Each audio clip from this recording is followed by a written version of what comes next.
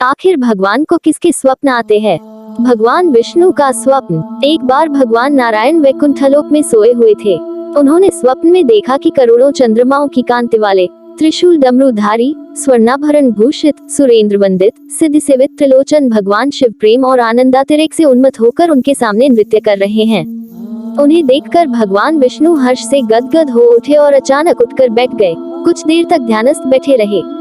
उन्हें इस प्रकार बैठे देखकर श्री लक्ष्मी जी पूछने लगी, बैककोट भगवान, आपके इस प्रकार अचानक निद्रा से उठकर बैठने का क्या कारण है? भगवान ने कुछ देर तक उनके इस प्रश्न का कोई उत्तर नहीं दिया और आनंद में निमग्न हुए चुपचाप बैठे रहे। कुछ देर बाद हर्षित होते हुए बोले, बैककोट देवी, मैंने अभी स्वप्न में भगवान श्री महेश्वर का दर्शन किया है। उनकी छवि ऐसी अपूर्व आनंदमय एवं मनोहर थी कि देखते ही बनती थी। मालूम होता है शंकर ने मुझे स्मरण किया है। अहो भाग्य, चलो कैलाश में चलकर हम लोग महादेव के दर्शन करें। ऐसा विचार कर दोनों कैलाश की ओर चल दिए। भगवान शिव के दर्शन के लिए कैलाश मार्ग पर आधी दूर गए होंगे कि देखते हैं भगवान शंकर स्वयं गिरिजा के साथ उनकी ओर चले आ रहे हैं। अब भगवान के आनंद का तो ठिकाना ही नहीं रहा, मानो घर बैठे निधि मिल गई। पास आते ही दोनों परस्पर बड़े प्रेम से मिले। ऐसा लगा मानो प्रेम और आनंद का समुद्र उमड़ पड़ा। एक दूसरे को देखकर दोनों के नेत्रों से आनंदाश्रु बहने लगे और शरीर पुलकायमान हो गया।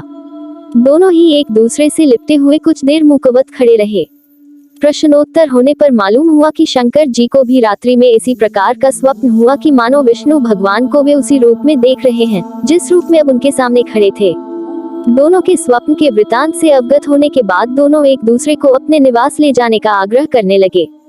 नारायण ने कहा कि वैकुंठ चलो और भोलेनाथ कहने लगे कि कैलाश की ओर प्रस्थान किया जाए। दोनों के आग्रह में इतना अलौकिक प्रेम था कि यह निर्णय करना कठिन हो गया कि कहाँ चला जाए। इतने में ही क्या देखते हैं कि वीणा बजाते, हरिगुण गाते नारद जी कहीं से आ निकले। बस फिर क्या था, लगे दोनों उनसे निर्णय कराने की कहाँ चला जाए। बेचारे नारद जी तो स्वयं परेशान थे उस अलौकिक मिलन को देखकर। वे तो स्वयं अपनी सुध बुध भूल गए और लगे मस्त होकर दोनों का गुणगान करने। अब निर्णय कौन करे?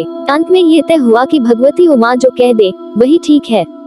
भगवती उमा पहले तो कुछ देर चुप रही, अंत में वे दोनों की ओर मुख करते हुए बोली, बैककोट हे नाथ, हे नारायण, आप लोगों के निश्चल, अनन्य एवं अलौकिक प्रेम को देखकर तो यही समझ में आता है कि आपके निवास अलग अलग नहीं हैं। जो कैलाश है वही वैकुंठ है और जो वैकुंठ है वही कैलाश है, केवल नाम में ही भेद है। यही नहीं, मुझे तो ऐसा प्रतीत होता है कि आपकी आत्मा भी एक ही है, केवल शरीर देखने में दो हैं। और मुझे तो स्पष्ट लग रहा है कि आपकी भार्याएं भी एक ही हैं। जो मैं हूँ वही लक्ष्मी है और जो लक्ष्मी है वही मैं हूँ। केवल इतना ही नहीं, मेरी तो अब ये दृढ़ धारणा हो गई है कि आप लोगों में से एक के प्रति जो द्वेष करता है वह मानो दूसरे के प्रति ही करता है। एक की जो पूजा करता है वह मानो दूसरे की भी पूजा करता है। मैं तो तय समझती हूँ कि आप दोनों में जो भेद मानता है उसका चिरकाल तक घोर पतन होता है। मैं देखती हूँ कि आप मुझे इस प्रसंग में अपना मध्यस्थ बनाकर मानो मेरी प्रवंचना कर रहे हैं, मुझे असमंजस में डाल रहे हैं, मुझे भुला रहे हैं। अब मेरी यह प्रार्थना है कि आप लोग दोनों ही अपने अपने लोक को पधारिए। श्री विष्णु यह समझे कि हम शिव रूप में वैकुंठ जा रहे हैं और महेश्वर यह माने कि हम विष्णु रूप में कैलाश गमन कर रहे हैं। इस उत्तर को सुनकर दोनों परम प्रसन्न हुए और भगवती उमा की प्रशंसा करते हुए दोनों ने एक दूसरे को प्रणाम किया और अत्यंत हर्षित होकर अपने अपने लोक को प्रस्थान किया। लौटकर जब श्री विष्णु वैकुंठ पहुंचे तो श्री लक्ष्मी जी ने उनसे प्रश्न किया, बैककोट हे प्रभु, आपको सबसे अधिक प्रिय कौन है? भगवान बोले, बैककोट प्रिय, मेरे प्रियतम केवल श्री शंकर हैं। देहधारियों को अपने देह की भांति वे मुझे अकारण ही प्रिय हैं। एक बार मैं और श्री शंकर दोनों पृथ्वी पर घूमने निकले।